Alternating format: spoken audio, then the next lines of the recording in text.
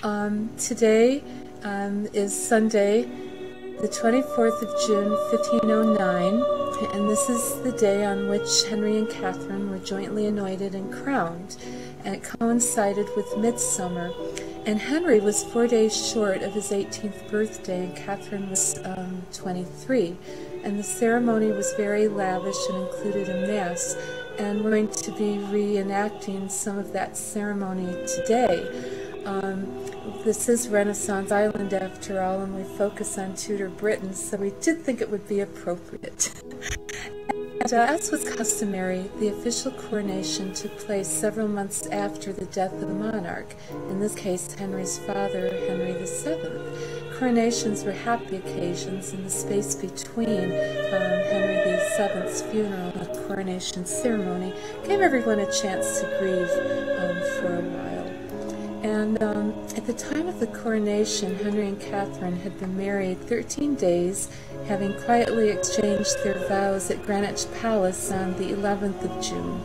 And the marriage ceremony was most likely subdued due in part to Catherine's widowhood from Henry's brother Arthur, which had happened several years before. Arthur was supposed to be king, and Henry was destined for the clergy, maybe for the position of the Archbishop of Canterbury. The wedding between Catherine and Arthur had been quite lavish, but all of Henry's weddings were to be very low-key events. And after marry Catherine, Henry, she'd been in England all of those years in less than great conditions, but she brought with her a powerful alliance with Spain, in that she was the daughter of King Ferdinand and Queen Isabella. Queen Isabella had died, and she had brought with her Castile, but still, the Spanish alliance was very important to England. And Henry suggested that it had been his father's dying wish that he marry Catherine, which there's some debate over whether that was really the case.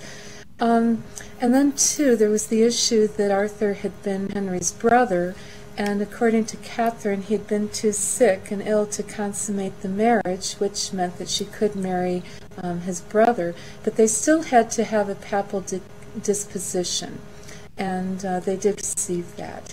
So then, what you just saw, 2 days before the coronation, we sort of collapsed it into one day. 26 new Knights of the Bath were created in honor of the impending coronation, and Thomas Boleyn, father of Anne, and Thomas Parr, father of Catherine, were amongst them. And then the day before the coronation, there was a very large and enthusiastic crowd greeting traditional eve of coronation procession to the Collegiate Church of St. Peter at Westminster, more commonly known as Westminster Abbey. And Dean has done a wonderful job of retrofitting our humble parish church into Westminster Abbey for this occasion. And the royal couple spent the night before their coronation at the Tower of London, and today it may be associated with imprisonment and beheadings and things like that. But since the 1790s, when it was first built by William the 1070s, when it was first built by William the Conqueror, it's been used for a residence and a fortress. And so you will see we've tried to be somewhat authentic in attire. Catherine was dressed completely in white, and her hair was golden auburn, and the Archbishop of Canterbury presided over the coronation. And Catherine did not take an oath of office, as did Henry, but she nonetheless was anointed. And some historians feel that the joint coronation was evidence of Henry's true love for Catherine. It was normal in those days to wait until the coronation of the Queen until she produced a suitable heir, but Henry broke with this tradition. And so the banquets, the jousts, and the tourneys followed the coronation ceremony, and it was all very happy and festive. And so, I do believe that we are just about ready for our coronation and for the procession.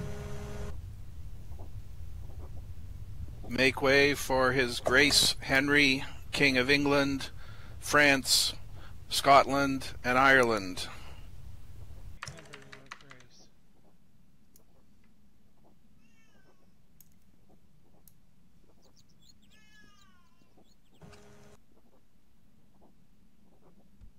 I also just want to take another opportunity to thank everybody again who has helped to make this day possible. A lot of people have worked very hard, and we have 9 children who will be dressed in blue, and they were part of the procession, and we have our dukes leading the way. And I'm so afraid to start mentioning people because I'm so afraid of leaving someone out. And plus, I've never learned how to properly pronounce all of the avatars' names. But Dean Felice, who is stepping into the role of Archbishop of Canterbury today, has been instrumental in all of this. And my co-managers Diamond and Adar Merlin and X-Rex Sam and Father Frog, who is new to this parish and has been very helpful, and then Cavalier Goodnight in the role of Henry, and Boudica Skytower in the role of Katherine, and then so many people, and Nellie Smith, who helped prepare the materials. And we do have note cards, and we have folders containing information about the coronation and references,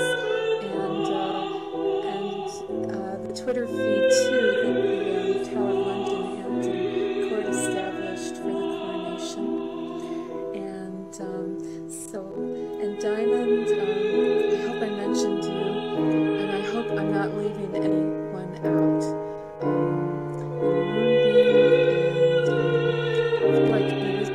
And you were there, and you were too. But it's been great fun and a real team effort here.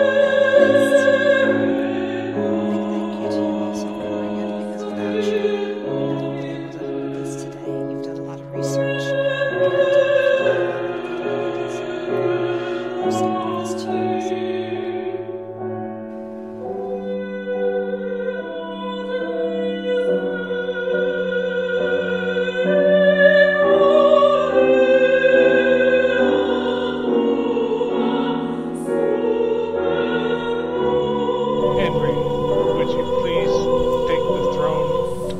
Right.